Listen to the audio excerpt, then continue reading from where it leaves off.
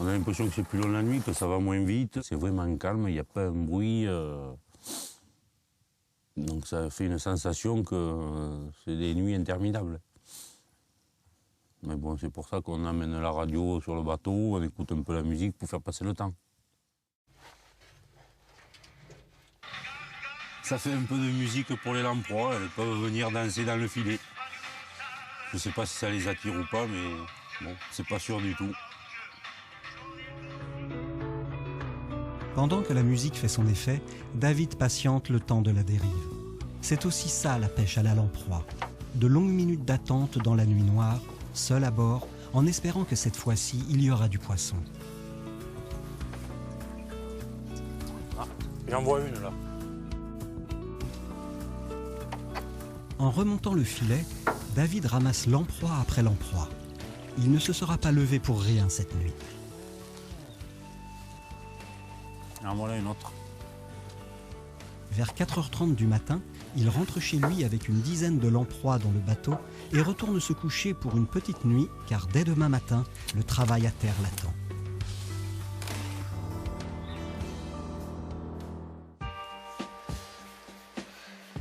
Trois heures de sommeil plus tard, David a changé de tenue. La lamproie, il ne se contente pas de la pêcher, il la transforme. Et pour cette étape, il n'est plus seul. Sa femme Sabine l'aide.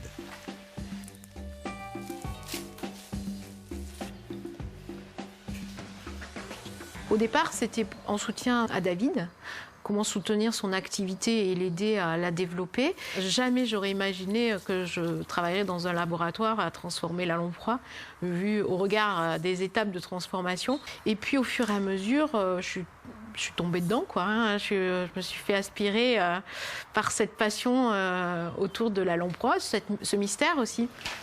Elle est jolie, celle-là, combien pèse? Les étapes sont nombreuses. Il faut enlever le fin limon visqueux, récupérer le sang de l'animal qui sera intégré à la sauce. Trancher la lamproie, la nettoyer, puis la faire cuire de longues heures dans du vin rouge accompagné de poireaux, pour enfin obtenir la recette locale typique si réputée de la lamproie à la bordelaise. Vendre la lamproie vivante ne rapportait plus assez. C'est pour cela qu'ils ont décidé, il y a quelques années, de maîtriser toute la chaîne et donc de la préparer et de la cuisiner. On va à la pêche, on pêche le produit, on le garde en vivier. Quand on en a assez en vivier, on le passe au laboratoire pour le transformer, pour le valoriser. Et on passe comme ça, c'est directement du producteur au consommateur. On n'a pas d'intermédiaire. Bonjour madame. Bonjour, Bonjour. Bienvenue. Et nous avons vu un panneau indiquant que vous vendiez des anguilles, là, mais enfin... Ah non, pas des anguilles, des lamproies. Lamproie à la lamproies. bordelaise. Ah, très bien. Les lamproies, c'est quoi ça, les lamproies? La lamproie, c'est un poisson sans écailles et sans arêtes. C'est un serpent, alors. Voilà, alors oui, ça a la forme.